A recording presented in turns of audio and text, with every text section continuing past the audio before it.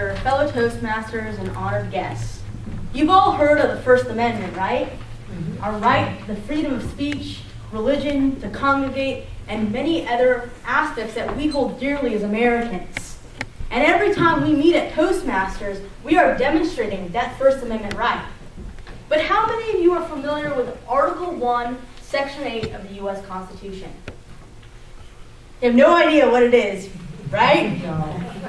We have the right to free speech, but our speech is not free. And I mean quite literally. You have to pay someone to hear us speak in some cases.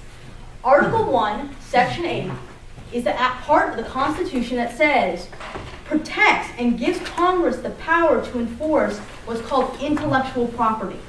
That is to encourage scientists and artists to pursue these endeavors and to protect their work and give them ownership of this work for a period of time. Typically, it's 70 years after they die. So that means when you create a piece of work, a presentation, a handout, if you record music, you own that piece of work. And that's what gives us those rights, which are very important when you think about it. I don't know about you, but I want to make money off of the hard work and effort I put in or to create an object or item. Intellectual property covers about 5 areas. The most common and the focus of today's presentation is copyright. But it also covers patents, trademarks, trade secrets, and circuit design, plant design, and other industrial designs. Yes, people can design plants. Genetic engineering is real and alive and well. But copyright is of great interest to Toastmasters, actually. Because copyright is any image, any audio recording, visual recording, any kind of art or graphic, choreographic work, doesn't matter. Anything in a tangible form is protected under the Constitution. It is a federal offense to violate copyrights. It can be as low as $700 fine, excessive as $250,000 per infringement, and up to 10 years in prison. So it's actually a pretty serious issue if you don't know about copyright. I bring it up today because we all create presentations, right? We're encouraged to generate handouts. We may market our events for our speaking contests. We may market our club to other organizations. And we are subject to copyright issues. That means if we create a PowerPoint in this club, in this room, and we have a picture we got off of Google Images. How many of you have used Google Images? You know, you just type in and you're like, hey, there's a great picture, I can use it.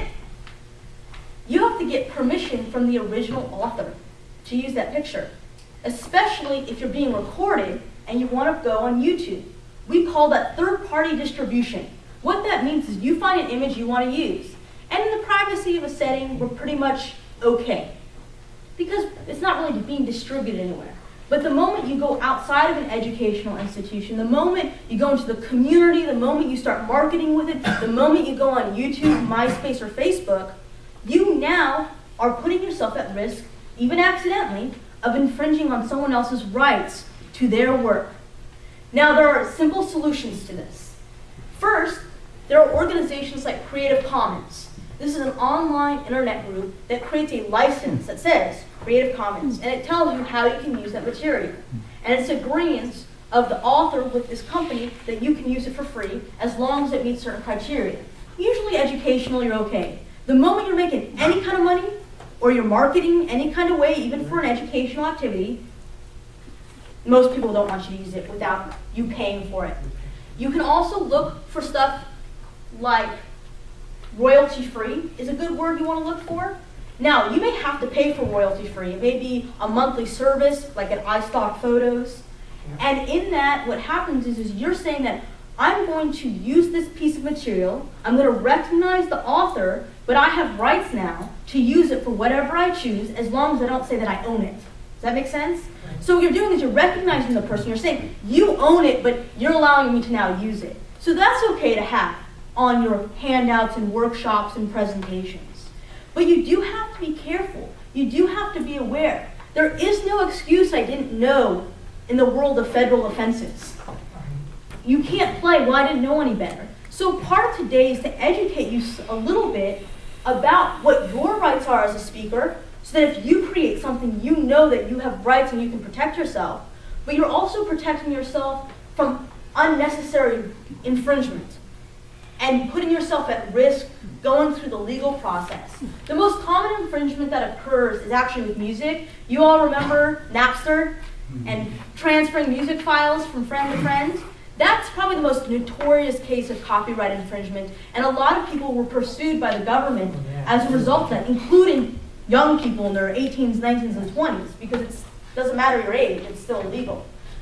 But sometimes we forget in our educational environments, we think, oh wow, well, I'm just teaching so I can automatically use it. There are some leeway for educators, especially in a nonprofit educational institution, and if you are interested in this subject, the terms you want to look for to find out more of what you can use for an educational setting is called the Fair Use Doctrine. But also another doctrine that's important is called the work for hire doctrine. That means if it's in your job description to create something, your company actually owns that right unless you negotiate the contract to maintain ownership, which is also important because we're all working professionals, or most of us in here. And you want to know what your rights are as an employee to your work that you create. So as you can see, I'm just scratching the surface of a very large issue that affects all of us in this room, both as Toastmasters and professionals. But I would encourage you to look up websites, and the easiest way to go, the United States government has a wonderful page called copyright.gov, and it has all sorts of information of all aspects of intellectual property. There's a workshop you can do online that is about 30 pages, and it goes over every aspect you would need to know, especially as a small business owner.